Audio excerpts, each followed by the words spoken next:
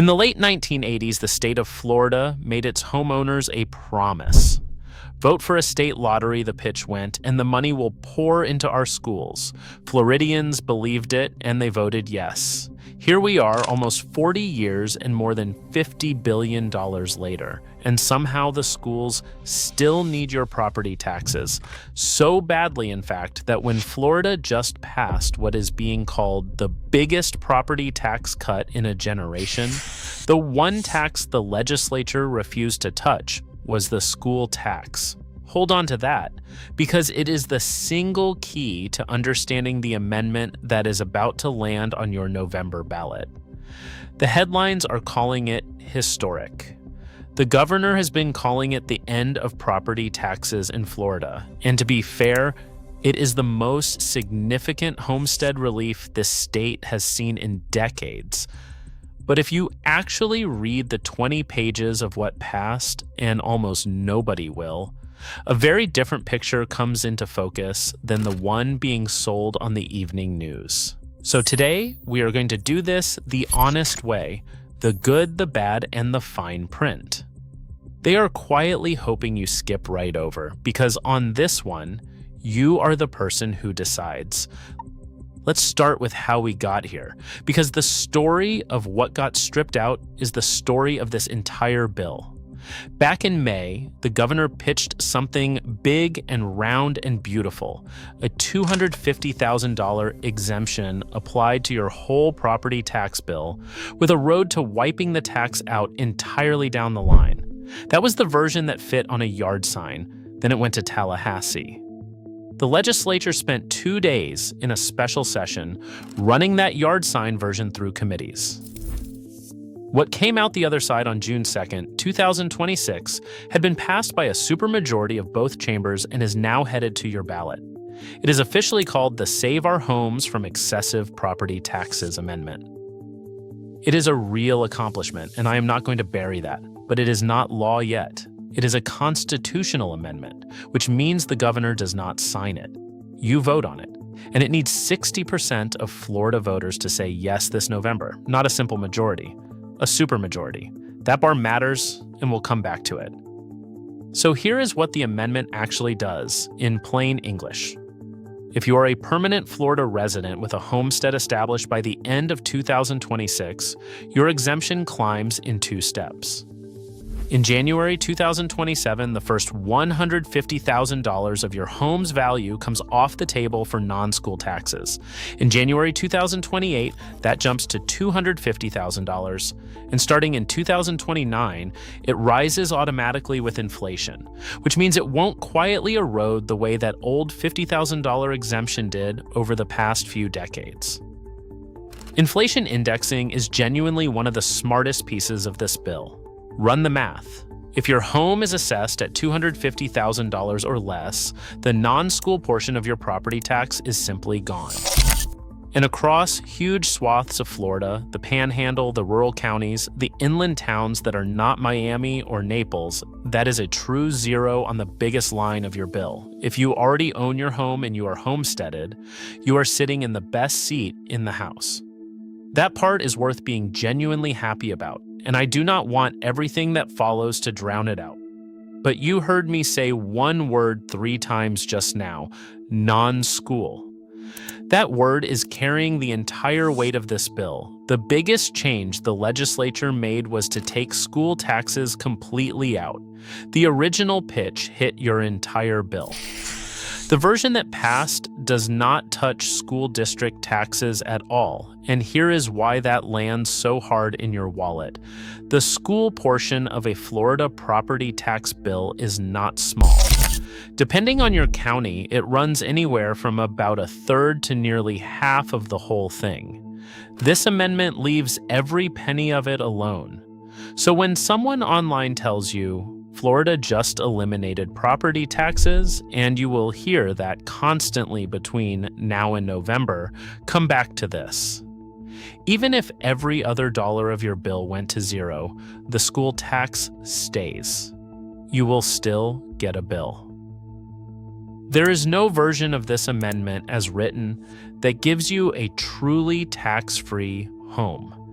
And that lands hardest on two groups who fill the comment section of every one of these videos: retirees and people with no children. If you are 70 years old, your kids graduated decades ago, and your home has been paid off since the Clinton administration, you are still going to write a check to the school district every single year for the rest of your life. Several states, including counties right across the line in Georgia, drop the school tax entirely once you hit retirement age. Florida's amendment does not. And there is nothing in this bill that stops your county from raising your assessed value or hiking the school millage rate to quietly claw back whatever the exemption gives you. The Save Our Homes 3% cap still governs how fast your assessment climbs, but the school side has no such ceiling. That brings us straight back to that lottery promise from 1988, because the comments on every video about this bill ask the same furious question: whatever happened to the lottery money that was supposed to fund our schools? So let's actually answer it, because the answer tells you exactly how Tallahassee operates. The Florida lottery has now sent more than $50 billion to education since it started. $50 billion. That sounds like it should have funded every classroom in the state forever. But here is the sleight of hand. Lottery money makes up only about 6% of Florida's total education budget. Roughly 25 cents of every dollar you spend on a ticket goes to that education trust fund, and then the legislature quietly uses it to replace money that used to come from the general budget instead of adding to it. The lottery never relieved the school tax. It just let the state redirect the rest of the money elsewhere. Florida school districts have not received discretionary lottery funding since 2020. And after all of it, $50 billion and decades of for the kids, Florida still ranks somewhere around 47th in the nation in per student spending at roughly $12,400 a year. So when they tell you the school tax has to stay because the children depend on it, remember that you have heard this exact script before. Same promise, same pot of money that somehow never fills up. Now, the headline number. The governor has said this plan would eliminate property taxes entirely for 60% of Florida homeowners. It's a powerful line. It's also not what his own state's data shows. The Florida legislature's own Office of Economic and Demographic Research, the state's nonpartisan number crunchers, found that only about 28% of Florida's homesteaded properties have a market value at or below that $250,000 threshold. 28%, not 60%. That's a gap of more than 30 percentage points between the promise and the math. At the higher $500,000 threshold the governor floated, where he claimed 92% of homeowners would be covered, the state's own data puts it closer to 75 to 80%. Independent analysts at UBS flagged the same problem. PolitiFact rated the claim with heavy caveats. And here is the part that should bother you no matter how you plan to vote. Last year, the governor vetoed $1 million the legislature had set aside for that very economics office to study what eliminating property taxes would actually do to the state. He defunded the study, and the office's existing numbers already undercut the headline. You deserve the real denominator before you walk into that booth. And it is fair to ask why this is all happening right now, in this exact window. The governor is term limited and on his way out the door, and this amendment landed by a hair in a rushed 2-day special session timed perfectly for a November ballot in an election year. A lot of Floridians in the comments read that timing as a legacy play, a headline to campaign on rather than a problem genuinely solved. And they point out the obvious question. If zeroing out property taxes was this achievable, why did it only surface on the way out instead of years ago? I'm not here to tell you the motive. I'm telling you the timing is real and you are allowed to factor it in. A good policy and a political stunt can wear the exact same suit. Your job in the booth is to judge the fine print, not the press conference. So if local governments are about to lose this much revenue, and the estimates run as high as $8 billion a year statewide, where does that money come from instead? Here is the second thing that got quietly stripped out in the final hours. The governor's original plan included a state trust fund. When local governments lost their property tax revenue, the state would backfill it, sending money down to keep the police, the fire trucks, and the libraries running through the transition, especially in small counties that can't absorb the hit. That trust fund is gone, cut before the final vote. There is no state safety net in the amendment you are voting on. None. So what happens? Your county still has to pay its firefighters, and the one lever left is the one nobody puts on a yard sign: fees. A city that used to cover fire service or stormwater partly out of property taxes can now shift the full cost onto a flat fee, a fee that shows up on your tax bill that is not based on your home's value, and that your shiny new homestead exemption does absolutely nothing to stop. They can raise the millage rate on what is left. They can invent fees that never existed. And this is exactly what people in the comments who have served on city councils keep warning about. So here is my honest prediction, and I'll label it a prediction, not a fact. A lot of Florida homeowners are going to watch the property tax line on their bill go down, while the fee lines quietly climb, and some of them will end up paying more in 2027 than they saved. Watch the bottom of your bill, not just the top. And here is the deeper thing this amendment never fixes, the thing that quietly enrages people the most. As long as $1 of tax is still tied to your home, you do not truly own it. Miss enough of those payments, even on a house you paid off in full 40 years ago, and the government can still put a lien on it and ultimately sell it out from under you. That was the original moral case for killing property taxes altogether, that your home should be yours, full stop, not something you rent back from the county for the rest of your life. This bill does not close that door. The school tax keeps it propped wide open. So for all the talk of elimination, the most basic fear, that you can still lose the roof over your head over a tax bill, survives this amendment completely intact. If you followed me this far, you're already paying closer attention than most people who will vote on this in November based on a bumper sticker. So whether you already own a home in Florida or you're planning the move, the next two pieces are the ones that hit your wallet hardest, and the part almost nobody is talking about is coming up. There's a wall built into this bill for new arrivals, and it's made of time. If you establish your Florida homestead on or after January 1st, 2027, you do not get that big exemption right away. You have to hold continuous Florida residency for 5 years first. Picture two identical houses side by side on the same street. One owner established residency in 2026, the other in 2027. For 5 years, the first neighbor's non-school tax could be zero, while the second pays thousands a year on the very same house, purely because of a calendar date.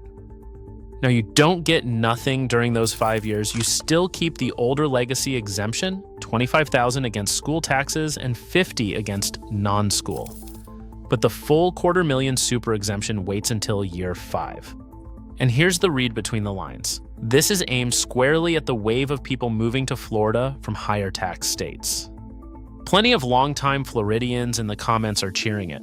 They want the new arrivals to wait, and they especially don't want them bringing the politics that drove them out of their last state. Whatever side of that you land on, if you're planning a move, this one date is worth more than your moving truck. Now, before I give you the bottom line, a quick thing, because the most common question I get is simple. If everyone's tax situation is changing, where should I actually buy, and where should I run from? We put the whole thing together in the Florida Buy and Avoid list for 2026, 40 towns reviewed, 20 to buy and 20 to avoid, with the real numbers on prices, taxes, insurance, and risk for each one. The link is in the description if you'd rather have the finished list than build it yourself. But stay right here, because the question of who actually wins under this amendment and who quietly ends up paying for it is the part they least want you thinking about, and it is next. So who really wins? Run it out honestly. The owner of a $2 million home gets the same $250,000 exemption as the owner of a modest bungalow, but as a share of their bill, the bungalow owner gets far more relief, which sounds fair until you remember the wealthy owner is also the one with the resources to ride out whatever fee increases come next. And then there are the renters, a third of this state. The bill says the legislature may provide some property tax relief to renters, may, not will. It is discretionary, unfunded, and might never happen. Meanwhile, when counties lean harder on commercial and rental property to recover lost revenue, landlords pass that straight through to the rent. So a bill sold as affordability relief could, for the Floridians who can least afford it, cut the other way. Homeowners get a constitutional guarantee. Renters get a maybe. And there is one more thing worth saying out loud, because half the comments on this topic come back to it. For a huge number of Floridians, property taxes were never even the worst bill on the house. Homeowners insurance was.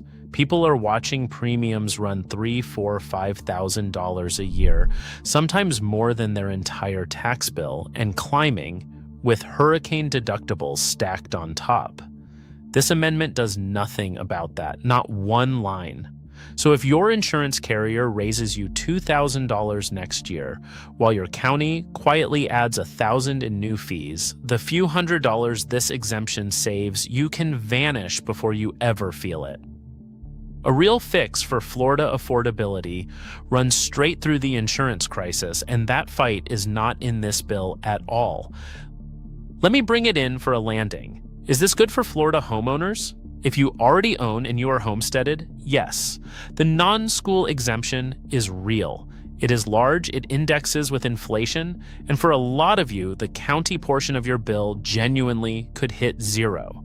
That's the most meaningful relief in a generation, and you should feel good about it. Is it what they advertised? No, it is not the end of property taxes. It is not a tax-free home. The schools are carved out permanently, the relief phases in, the state safety net was stripped, and the road to full elimination is a framework someone still has to build in a future session. This is not the steak they put on the menu, but it is a real meal, and most homeowners walk away with something genuinely worth having. Just walk in knowing exactly what it is. So here is your decision in November.